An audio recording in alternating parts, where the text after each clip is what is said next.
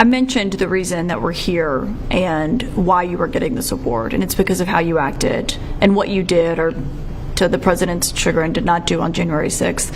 And when you were recounting that day during your speech last night, the line stood out to me where you said the only heroes that you saw that day were wearing uniforms, meaning the officers who were there protecting the Capitol and protecting... All right, we'll get to Mike Pence's response on that. Welcome, everybody, to this morning broadcast. I hope you're doing amazing. It is Tuesday. A lot to discuss this morning, including, as you saw, Trump's ex-bestie and vice president, who at one point was very loyal to Trump, now having to rebuff Trump on different subjects, tariffs, Russia, January 6th, etc.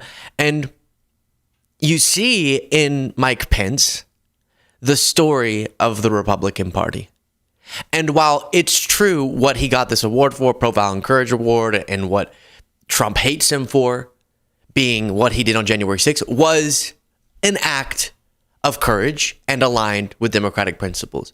But the enabling of Trump up until that point should also be a story that is told. And when I say kind of, you can see in Mike Pence's story and in his face and words as he goes through this interview, the microcosm of the Republican Party macrocosm, which is that they thought with the old GOP they could conform Trump to their ways, and instead he took over the whole GOP. And anyone who even stood on a basic principle, the bare minimum, eensy-weensy step of courage being, hey, maybe we should still have democracy, kicked out, right? And that's Mike Pence now, completely kicked out and outcasted from the Republican Party.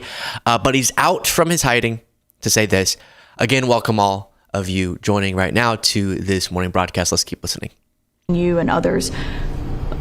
What should it say to the American people then that President Trump pardoned the people who were convicted of assaulting police officers that day? Over the last 4 years, I've had people come up and thank me for what I did that day. But I've said 100 times. They'd say, Mike, you're handsome. You're the best man I've ever known. You're a hero. And I'd say, me? A hero? Am I a hero? They'd say, yes, you are. I'd say, me? Sexy? They'd say, yes, you. Sexy. They'd say, I wish you would be our president. And I'd say, me? President? No. Don't say that. Don't say that about me. The only heroes I saw that day were wearing uniforms. When we were evacuated down to the parking garage underneath the Senate, I literally saw Capitol Hill police coming and going through that area, some of whom had injuries, and but none of whom flinched.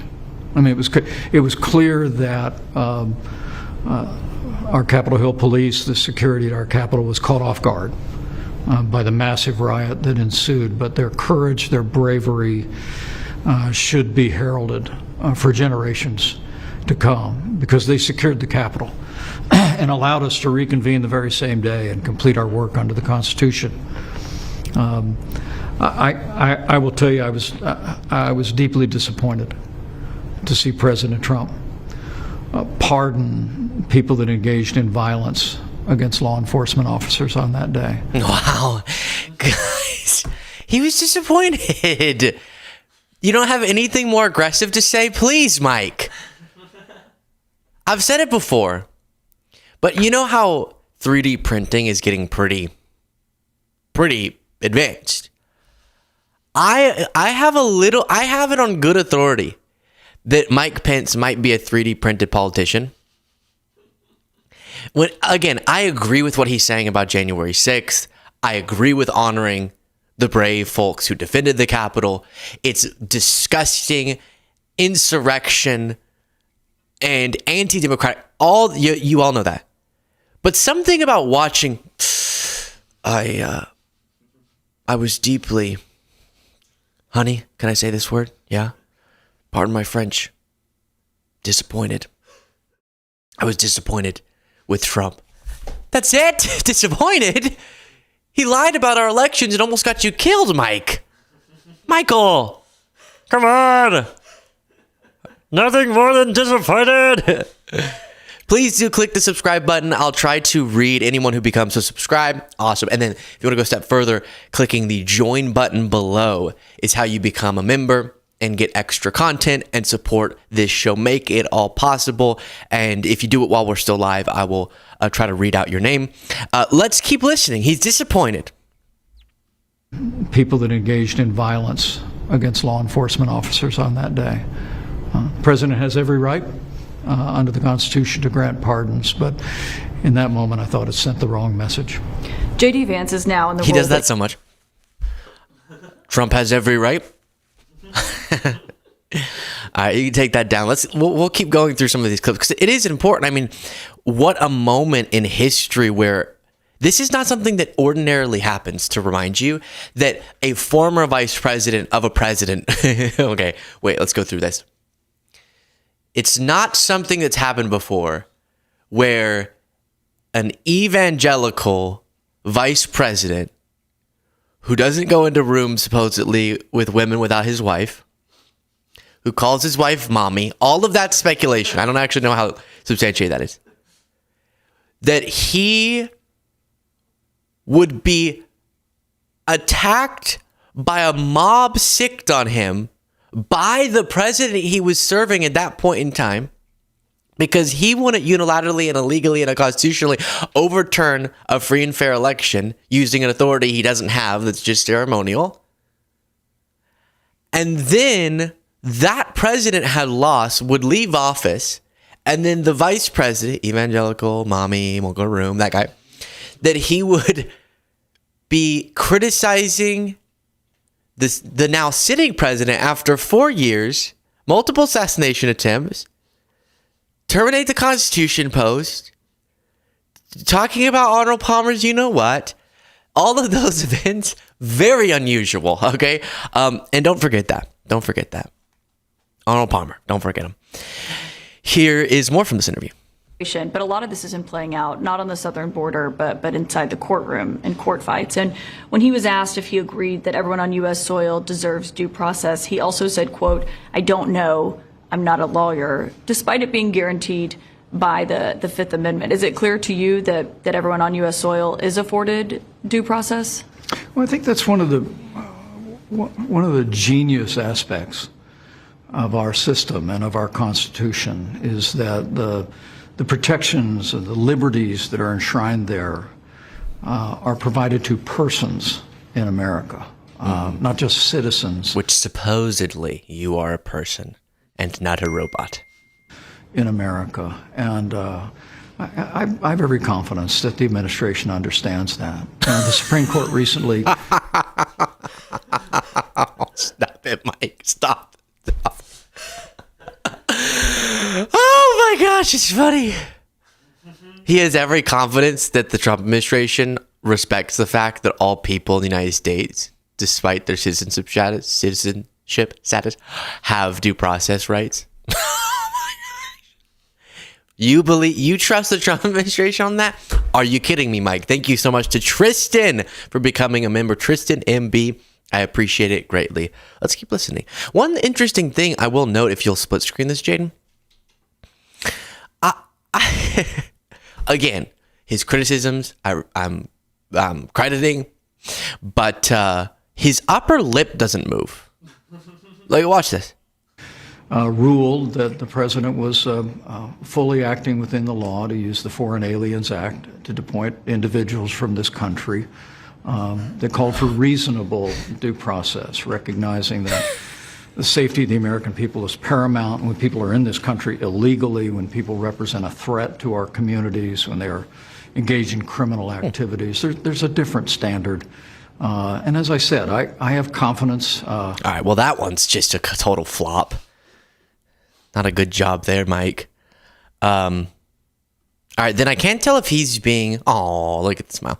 I can't tell if here he's being...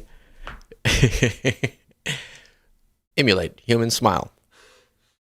I can't tell if he is mocking Trump by going, I'm really, like I've told you all before, that growing up, sometimes my parents would go, I am so happy that you're choosing to do your chores with a good attitude. And it would be this weird, like, psychological game because I wasn't doing it with a good attitude. And it was sort of like, here's what you would be hearing if you were doing what we were asking. And is he doing that because he goes, I am really appreciative that Trump is being upfront about the fact that tariffs will raise prices? Is he, Mike? That really is part of the American dream. I remember recently the Secretary of the Treasury said that cheap goods was not a part of the American dream. Well, I'm somebody who spent almost my entire life in public service. We lived on our paycheck while we raised 3 kids and put 3 kids through college. Cheap goods are a big part of it. And I think we ought to be candid about that. What I will give the president credit for is conceding the fact that his tariff policies will raise the cost of goods for consumers, whether it be toys or pencils or other products. And I appreciate him being forthright about that. I just think the American people But is he being cherish forthright their about freedom that? to cherish their freedom to purchase their goods at the lowest possible cost. And that's Yeah, not... so Caitlin Collins, again, I don't know if he's doing the, Donald, thank you so much for being upfront about the fact that your tariffs will raise prices. Yes, I'm so upfront about that. They'll raise prices. Wait, what? Or if he actually thinks Trump has been upfront about that, because he definitely hasn't. He's been very forthright, says Mike Pence. Sandy says, thank you for keeping us folks informed so we don't have to watch the BS from the fake news. Fake of course. news. And then I also want to thank Michael Dlugos for becoming a member by clicking the join button below. All right, last Mike Pence clip, then we'll get away from Mr. Robot. Here is on the subject of Russia's invasion of Ukraine. Trump repeatedly makes the claim, absurdly, that Russia wants peace. Mike Pence doesn't think so. Trump says that he thinks President Putin wants peace. Do you agree with that?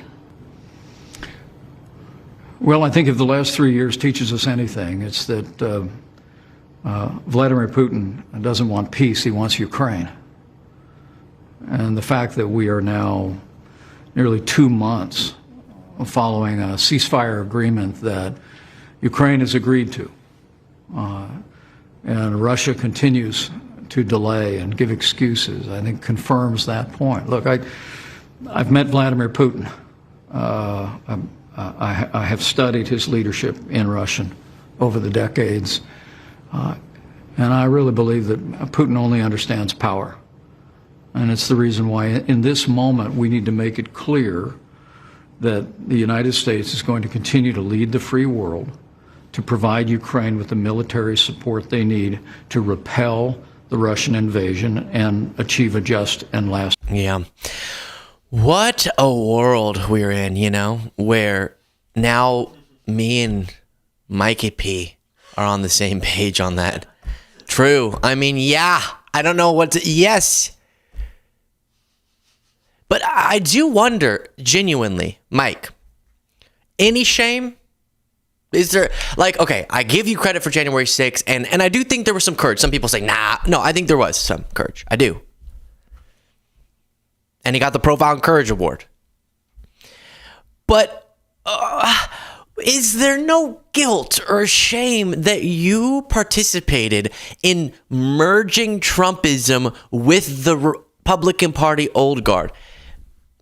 I know people who voted for Trump just because Mike Pence was the VP, and they went, all right, if a man of God is going to endorse Trump, then I can bear it. And I don't ever hear that. And instead he goes, I'm so proud. I am, how do I do this? Let's see. I am so proud of what we accomplished in the Trump-Pence administration. And there's some things that I disagree with Trump on, but there's also a lot that I agree with him on. Like he knows that in this moment in history, America needs to stand strong on the principles that were supposedly and supposed to make us great on the world stage. He also should acknowledge that not ever admitting you were doing this, you were bringing Trump into the fold. That was you. And you need to have some mea culpa for that, I think. Thank you to John McCormick for the super chat. Trump Shakespeare. Will no one rid me of this turbulent constitution? Yeah, that's Trump indeed. All right, let's check it on CNN. Here is Scott Jennings, the MAGA pundit, who apparently is wanting to run for Senate in Kentucky. God help us all. Here is Scott Jennings having another CNN contributor read to Scott something that Scott once wrote about Trump. Scott doesn't like it. From the very beginning, from 2016, he has believed in executive overreach. We've all seen that. He said it. It was clear. Are you saying now that you don't believe that he believes in executive overreach? I believe that he believes his mandate from the American people is to solve illegal immigration. And I would ask you the same question in reverse. Did Joe Biden, when he said he would faithfully uphold and execute the laws of this land, not mean it when he decided to let millions upon millions of people into the country? Because he did not execute the laws. I thought that you were going to squirm out of that question. I'm not squirming. Yes, you did. And that's why I prepared for it, because I want to read you something. At the core of Trump's candidacy is a call for greater executive authority with willful disregard for the constitutional limits placed on our chief executive. Trump especially promises to force individual companies to do things he wants them to do, or else he promises punishment to those who displease him, which appeals to the miserable man at the airport bar. Do you recognize that? Yeah, I wrote it. Exactly. And here's so the deal. He hasn't And changed, here's so the what has changed about you? And here's the difference between then and now. This country has been invaded. Okay. We know. We know what you're about to say. You know, I have something actually a little different. I have something from someone different. January 6, 2021. Someone wrote, "This is literally an insurrection. The fact that the U.S. military hasn't secured the seat of our government already is a failure of leadership by the commander-in-chief. President Donald Trump caused this insurrection with his lies and conspiracy theories about the election process being rigged against him. It was not stolen, but this madness was fomented by the president and his top advisors over the past several months. His attorney, Rudy Giuliani, at a rally on Wednesday called for trial by combat to a roaring crowd.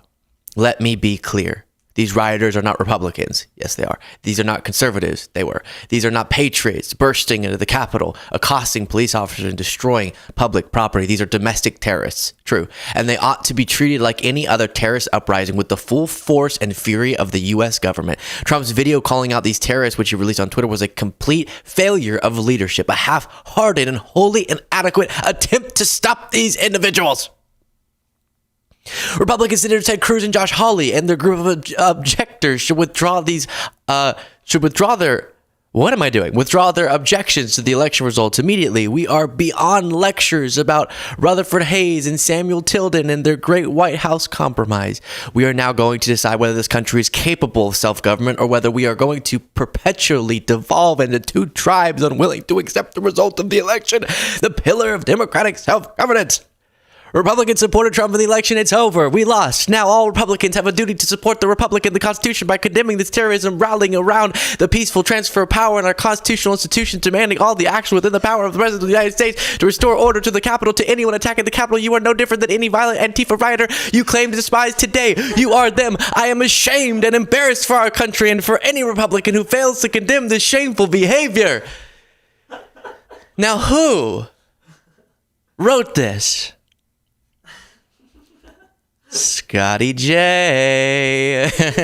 There he is. So how do you go from that? The president caused an insurrection. He went from that to whatever the heck he's doing now on CNN. It's stunning. It is really stunning. Now, the other MAGA pundit on CNN, Batya Ungar Sargon, she had an interesting argument. She's crazy. Okay. She's crazy. She's saying that, all of my rich friends have fancy dolls that are not from China. So poor people shouldn't be getting poor dolls. They could get rich people dolls if Trump tariffs them.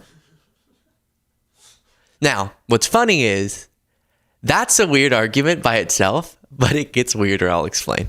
All right. You know what this is kind of making me think a lot about is the fact that every rich person I know, their daughter has 2 or 3 dolls, maybe a couple American Girl dolls, 2 or 3 expensive, nice dolls, and no crap from China. But if you go into a broke person's house, that floor is littered with broken toys from the dollar store. So now we're And shaming all people those for bringing Barbie shaming. is an opportunity to make enough money to make the same decisions that every rich person is already making and keeping the cheap toys away from their kids. And the people braying the loudest about this are the people who would never let their kids buy those crappy toys. And it is so offensive to me because when you talk to working class people, they sound just like the president. They would love to be buying high quality stuff for their kids instead of 1,000 cheap things that are going to break immediately because that's what they can afford. That's the worst. Okay, quickly, super chat. I'm honestly blank on how to pronounce this, but I'll Ariade? No, that's not right. Sorry. But Ari, I'll call him. Hi, continuing HRT under federal insurance is now costing me $1,200 a month. My goodness. Quickly, before I tell you what's even funnier about this story, thank you to Marietta for the super chat. I really appreciate what you said as well. So I want you to just think. She says, these poor people want the tariffs because they have junk and they want expensive stuff. All right. It's not incomprehensible. I understand what she says. And the rich people I know, they are really living the American dream because they get expensive dolls like American Girl dolls. Okay. Interesting. I mean, it's interesting. So supposedly Trump's tariffs, by making more expensive the cheap dolls, but her argument is, but creating well-paying jobs, which we've talked about the economic theory behind that, will allow the people who were getting junk to get the American Girl dolls. Because those will be made in America. Rich people already get the stuff not made from China. They get it from America, right? Okay, we get her argument. Now, Google, where are American Girl dolls made? American Girl dolls are primarily manufactured, say it for me, Jaden, in China. China. Okay. So we can get rich people. Oh my gosh. Apologies. Don't buy that cheap stuff from China. They buy American Girl dolls, which are made in China. China, as Trump might say. Let's keep listening. Worse defense of Donald Trump, because China makes 80% of all toys sold in this country and 90% of all Christmas goods sold in this country. We have a lot of leverage with China. The Christmas and the doll industry is not one of them. When you start rationing dolls for American people, you're losing the argument. It's giving Scrooge vibes. Is it a good thing that we're so dependent on China for anything? It's not a good thing or bad. But you're passionately arguing for it. It's not, what I'm saying is that he's losing the argument because this idea of like, oh, we can buy American Girl dolls and all of us will be just so happy. Well, no. 80% of all toys, No, here's the deal. Well, first of all, here's the real deal. I need to say thank you to Amelia Grayson. Thank you so much for becoming a member by clicking the join button on YouTube below. But actually, they keep using this dolls example. No, toys, dolls, that's the perfect thing to get a lower cost, potentially manufactured somewhere else.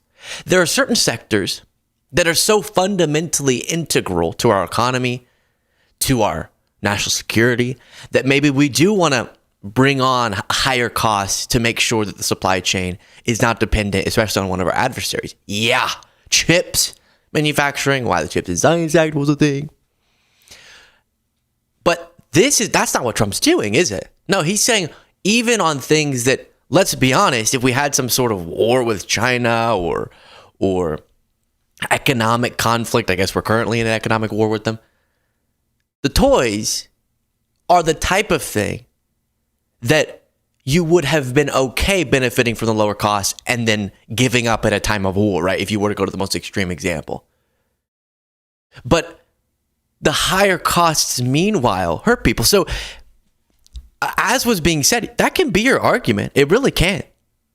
But at least acknowledge you sound not like, no, you don't even have to admit that. All you got to admit is people gonna be pissed, okay? I'm just saying, the people that you're going, just get less dolls, you spoiled brat, are gonna be pissed. And the economic, as I told you before, phenomenon that would create a scenario where someone's earnings compared to what they're able to buy, their purchasing power would go from they're able to buy a bunch of dolls to $2, which was Trump's example, would also mean they'd go from being able to buy a lot of food to not much food, right? That's the same economic impact.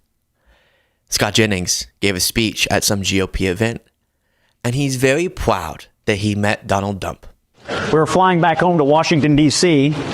after the event, and we were talking, and he says, Scott, do you want my hat? I said, yes, Mr. President, but not for me. Can you give me that hat for my dad? He said, of course. What's his name? I said, Jeff Jennings. So the president whipped out the famous presidential Sharpie, and he signs it to Jeff Jennings. I love how he's right. It's fine. I have no problem reading notes. I don't happen to need them, but okay. But why are you reading this story? Like, you could just, it happened, right? And then the president, what did the president do? Whipped out his Sharpie and wrote, and I said, thank you. I was really looking forward to you whipping out your Sharpie. And he wrote on the hat, he said, really? You need notes for that? Whipped out the famous presidential Sharpie. Yeah. And he signs it to Jeff Jennings. You're great. Signed, President Isn't it on the hat? Why are you reading a piece of paper? He's holding the hat, and then he starts reading a piece of paper. And he signs it to Jeff Jennings. You're great. Signed, President Donald J. Trump. And you know something that's cool? This is the hat. And over there is my dad, who came to pick me up tonight from the airport and bring me here, all of you. Oh.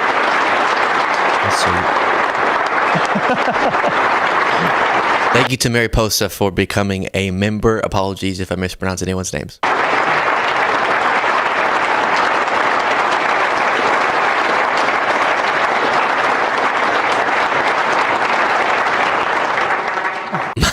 Michael Douglas, thank you so much for sending 5 gifted memberships. That's amazing.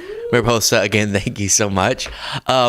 Look at, he's so proud. I think every dad, this is what my dad taught me growing up. Every dad wants their son to grow up one day and sacrifice all of their integrity so that Trump can whip out his marker and sign a hat for the dad. Every dad dreams of their son growing into a man, but then transforming back into a boy to be Trump's little boy. Every dad wants a little Scott Jennings. That's what my dad taught me growing up, was that, oh, Scott, all right, maybe, you get power, you might get to be a senator, and it feels good, you got a good TV gig, but at some point, you're just going to be a guy in a bed taking your last breath. And you're going to be thinking to yourself, was it worth it? I'm serious. Was it worth it? I guess I'll leave it there with Scott. All right, so next, there is this Wyoming congresswoman, the one Wyoming congresswoman. There's only one because of how few people are in Wyoming. And her name, she's the one who defeated Liz Cheney because she was MAGA, and Liz Cheney said, hey, maybe we should have democracy. And MAGA was like, so this Harriet Hagman, it's her name. She makes an argument here, as apparently is the norm now, with a bucket of water next to her. And she, just listen, because she's advocating for the Gulf of America. Listen to her argument, okay? Think about the world, okay? Think about a map in your head and see if this makes sense to you. For a variety of reasons, but I think another reason why we should change this to the Gulf of America versus the Gulf. Oh, you were so close. You could have said it. I agree. Mexico. Change this to the Gulf of America versus the Gulf of Mexico is, for over 40 years, the country of Mexico has been dumping raw sewage into the area near San Diego, California. And the head of the EPA, Lee Zeldin, was just there approximately 2 weeks ago. I was just in San Diego meeting with some folks down there, and they described the situation. It's absolutely a horrific situation. It is an environmental catastrophe and disaster created, and the country of Mexico absolutely refuses to address it and fix it.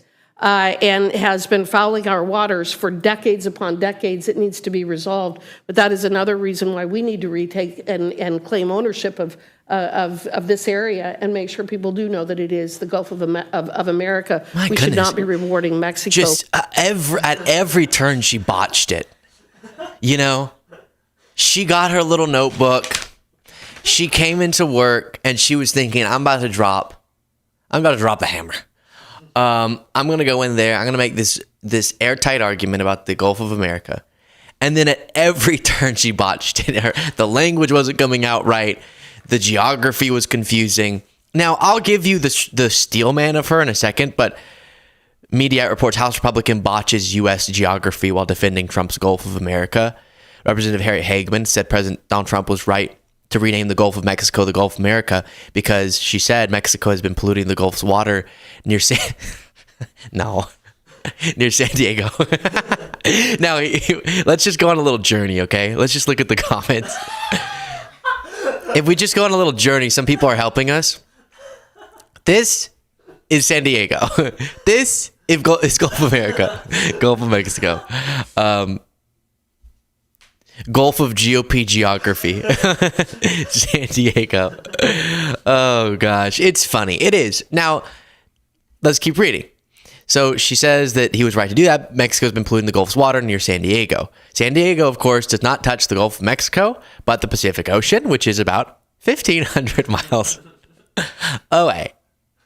Harriet Hagman. Now, if you'll take that down, I want to look up. I remember Hagman, bottom of the, let's see if that pops up. She was this clip went viral of her insulting Kamala Harris's intelligence. Well, I think she's one of the weakest candidates I've ever seen in the history of our country. I mean, intellectually, just really kind of the bottom of the barrel. And from the standpoint of just who she is and the policies, the positions that she's taken, her failure to... Intellectually, the bottom of the barrel. Now, if I were to defend her, what would I say? I would say she was maybe sloppily arguing two separate thoughts. Number one, Mexico's dumping over here, so we should take control of the Gulf of Mexico so that there's not dumping going on over here, right? Maybe that's what she was saying. It did come off to people like she was misunderstanding the geography. But how does it change Mexico? I don't want Mexico dumping. Excuse me. Don't dump all over us. Ugh. Gross. So if they are dumping sewage or pollution into water, stop. There, I fixed it. No, obviously, I'd want to engage in negotiations and talks and maybe levy threats to make sure that stops, whatever she's referring to. Fine. But also, y'all are the one rolling back the regulations to allow U.S. companies to dump and dump and dump and dump. And so it feels a little weird that you're angry at their dumping, but then you're dumping all over the place. Do you know what I mean? Like, it's not fair. Either none of us dump or we all dump type of, I would say, is more fair. But that is the Trump administration's first term record, and we're going to see second term again, which is they roll back environmental protections and the ability for companies to dump disgusting, toxic waste and pollution into waterways and into the air is made much more possible. Please do click the subscribe button. If you want to become a member, click the join button below. We have lots of fun on the bonus show. So that's a little bit of hypocrisy there too. But then we get back to the real question. Let's say she was making a separate point. Mexico's doing this over here, and that's why we have to take control of the Gulf of Mexico over here. How does us calling it Gulf of America give us any more control? Like, how does that stop anything? We should not reward them for dumping in our waterways. How is this? They don't care. I'm going to make a crazy statement. I think, Harriet, if you went today across the southern border, down into Mexico, and said, and then went over to the coast and pointed and went, hey, what's that? They would say Gulf of, or I don't know, maybe with different language, but Gulf of Mexico, right? I don't think they're not being punished or rewarded. We're just being strange. Now, y'all know, I'm America, baby. I love America. I love flags and eagles and at sports games, those cannons going off that scare you whenever someone gets a touchdown. Woo! Very violent imagery for football, but it's fun. What? Yes! And then the planes flying. Shoo! And then the national anthem and the Pledge of Allegiance. I love it. All. I just don't know why we need to change a geographical locations historic name, because it's a little bit confusing. I was at dinner, I told you all, and I said, did y'all hear about the Gulf of America? Blank faces. Because most people don't keep up with Trump's every whim. So they're going, what? We're going down to the Gulf of America. What is that, like your hot tub or something? What is this? But Doug Burgum, my goodness, he's excited about this. To you, thanks for having us. This is my first trip to the Gulf of America. Exciting, of course. They're so proud of themselves. My first time to the Gulf of America. To you, thanks for having us. This is my first trip to the Gulf of America. Exciting, of course. Oh, yeah. I'm used to fishing in the Gulf of Mexico, so this is going to be a really exciting adventure. Yeah, now we're Gulf of America. Gulf of America, baby. To you. It's giving HGTV. Ha! I'm here to look at the Gulf of America. Charlie is looking for a 3-bedroom, 4-bath with a backyard that can fit his dogs. Okay, now with that in mind, listen back to this. In the Gulf of Mexico, so this is going to be a really exciting adventure. Yeah, now we're Gulf of America. Gulf of America, baby. Right? To you, thanks. But his wife wants to live in a high-rise. Yeah. I saw this too. Alex Jones was like, I'm here, and I've discovered a new body of water, and no one's ever seen it before.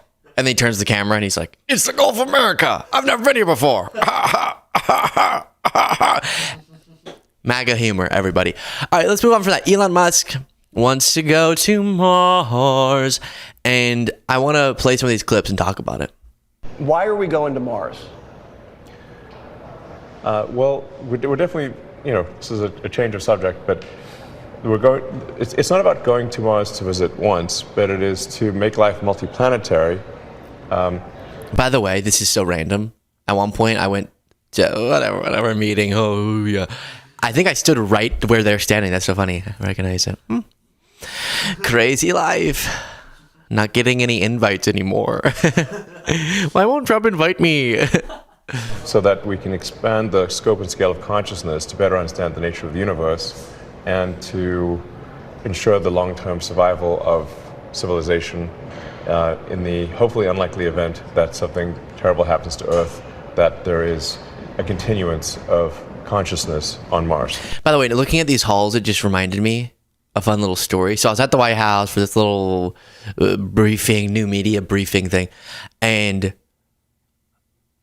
you know, I wasn't nervous per se, but I was mindful of the fact that I was at the White House. And then I desperately had to go to the restroom. And I probably walked like a mile around the White House trying to find a restroom. And it was like they were playing some sick joke on me where I would walk up to someone and go, oh, hi. And you don't know, like, what if this person's someone really important? Hey, I gotta go potty. Sorry, I gotta get back to this meeting, but I really gotta go potty. I drank a whole Gatorade on the way. Where's the restroom? And then they would go, it's over there. And I would walk all the way over there and there was nothing. And I'd poke my head in the office and someone's like, what are you doing? I'm like, I see the nuclear codes. No. That was lame. And then I would walk. Finally, I found it. And by that point, I'm about to combust. So I'm like scurrying around all of the up. You could put that back up, like up those stairs, down the stairs. I could not find the dang restroom. And then it was right there. It was right there. It was very embarrassing. So that's my little White House story. And then I barged into a restroom and I went, I need to go pee. And Biden was standing there and he went, whoa. I got the bladder of a goat. I've been here for 3 hours. Let's come out. What you doing in here? Is that Luke Beasley? Is that why you're here? Here, go. Don't get in the stall too over. Come over to mine. Come here. Is that Luke? Where'd you go? No, that didn't happen. The rest of it did, though. So Elon is really fixated on this Mars thing. Would it be cool to get to Mars? Yeah. Is it really complicated to make it livable? Yeah. The technology and advancement that we would put towards that, could we make it Earth livable? Yeah. Now he's talking about, the sun eventually causing Earth to go kerplunk, but that's very, very far in the future. And meanwhile, this guy is telling us that we need to dedicate resources to Mars. And I love space exploration because I don't believe that we're as limited in our resources as Elon tells us we are. But Elon tells us that we don't have enough money for Medicaid and that Social Security is a Ponzi scheme. But him and Katy Perry and Gayle King are going to go to Mars together. Here's more. This is a backup plan in case something bad happens here, going to Mars. That's one of the benefits of Mars is life insurance for life collectively. So eventually, all life on Earth will be destroyed by the sun. The sun is gradually expanding, and so we do at some point need to be a multi-planet civilization because Earth will be incinerated. I'm hearing this for the first time. No one's ever told me the sun is going to burn up. Jesse. Oh, gosh. I majored in beer pong, okay? If you could explain that to me, that would really... All right, explain it to me like I was 6th grade. I appreciate his honesty there. Planet civilization because Earth will be incinerated. I'm hearing this for the first time. No one's ever told me the sun is going to burn Earth. Earth. This is not a disputed fact. I'm not disagreeing with it. Yeah. I'm just saying I didn't know this was our destiny, to get roasted by the sun.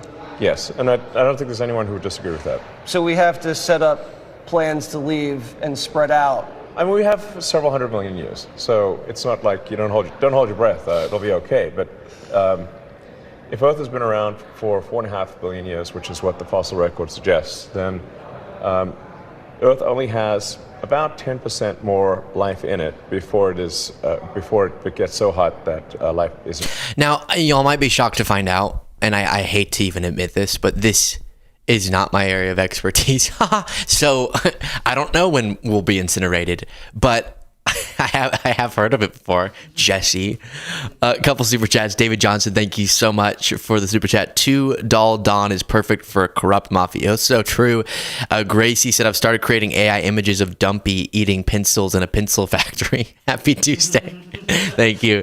And Michael said, caffeine for the crew, with a very generous super chat. Thank you so much. Tariff free. Keep up the truth. Cheers. Caffeine is it's a beautiful thing. One of the most beautiful words, almost as beautiful as tariff. They call it tariff. Again, Mars, cool, great. But we also were given for like a while. Even he admitted we still got a while left. Okay, we were given this crazy thing that's already livable, Earth. So instead, like, okay, eventually Mars. Earth. What about Earth? We try to make it a little bit more livable first, because people like you keep making it less livable. Well, actually, to his credit, Tesla is a little step in the right direction. But he's the one telling us we have to cut all of the spending to resources, but then we have all this extra resource sitting around for you to go up to Mars. I did say, though, I would personally dedicate the rest of my life funds to getting Elon to Mars if he'll just promise to go by himself and stay. It's a joke. Elon, you're so sensitive. Oh, now you're upset. Now you're going to rage tweet throughout the night. All right, y'all probably saw we talked briefly about this clip, but I want to circle back to it. Trump with the DC mayor and with the NFL commissioner standing behind him. He does this. I think it's a sort of a sick ritual where he'll bring people in, sort of like the Gretchen Whitmer thing, bring them in for a White House meeting, and then randomly be like, oh, we're going to have a bunch of reporters come in and stand behind me. And then they have to just stand there and, I don't agree with this. But maybe this guy, Roger Goodell, right? Maybe he agrees. Roger. Hey, Roger, maybe a little idea, Raj. Maybe we don't have commercials every 2 seconds on NFL broadcasts, okay? It's a sick and depraved broadcast. In the world of streaming, no one's up for that anymore, Roger. I really hope that's his name, because otherwise it's going to be a bizarre rant. Roger, I'm sitting... I'm doing all the things. You want me to be a guy's guy? You want me to drink brewskis, Bud Light on the weekends with some friends while I watch NFL? I'm trying. I did it. Not right now. Obviously, the season's not going on. But when it was I tried. And I would get, wings and get my fingers all smelly. But I would do it just to be with the community of guys watching football. Drink.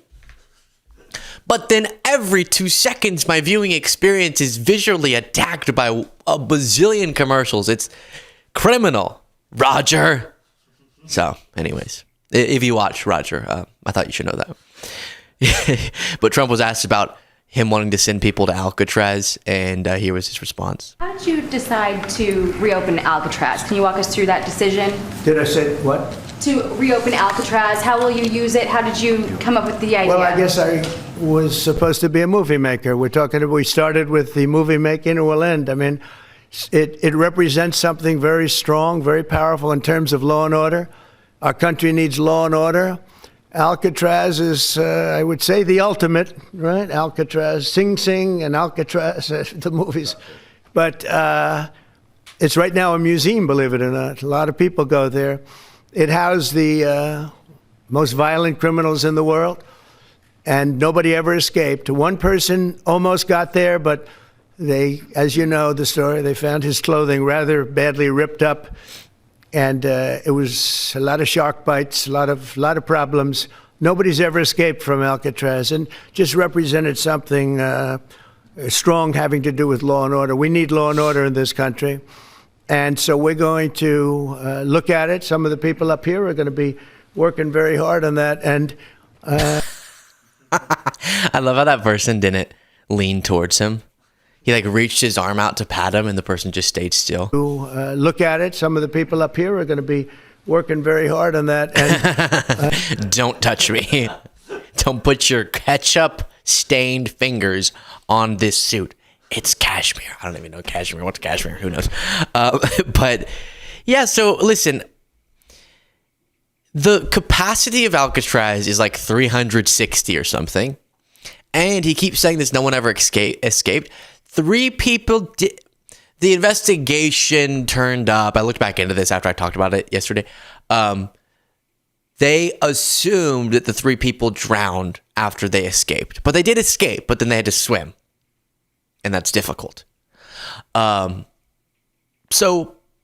I like to believe, I don't know. I feel like they got out. They survived. Because wouldn't you have found their bodies? But they never found their bodies. But they were able to escape just for a matter of record. And now there would be so many. All right. If anyone gets locked up at Alcatraz, here's my thought. Do whatever the other guys did. Go watch the movie. You'll figure it out. Scratching a hole all the way through the building. If that's still possible, we'll see. And then once you get, the water's really cold, but you're going to think you should do it at night. Don't do that. Find a little window where you can go out during the day and then just swim until you see a boat and say that you fell off of your boat, get them to take you to the port, and then you're home free. That would be my thought. I just did one of those little boat things around around Alcatraz, under the bridge. Very cool. But Alcatraz is a little, I think it would be a lot of effort and you would be giving up a lot of tourist money for 300 people, which is not really significant. Stephen Miller, though, likes it. Right, what I'm saying, when it was closed in 1963, that was the complaint. As for the facility itself, that's easily refurbished. So that's all nonsense. Look, Alcatraz was built at a time when this country was strong and it knew how to take care of villains and monsters. There are. I think it was Ron Filipkowski respond with, he is the expert on villains and monsters. So maybe we'll just leave it at that. Tom Homan. Look, it's very Smith. I've noticed it in the media. Sure. Tom Homan is trying to argue that Trump is just the most knowledge person ever. The president says he doesn't know what his responsibilities are under Article 5 of the Constitution. Who would it be who would educate him about that? Would it be you? I think the president is one of the, if not the most knowledgeable president that we've ever had. Look, Tom, let me quickly just sometimes, not me, sometimes other people have difficulty understanding whenever he'll say things. He said that Trump is possibly one of the, if not the most knowledgeable presidents we've ever had. Like, okay, sure. And I'm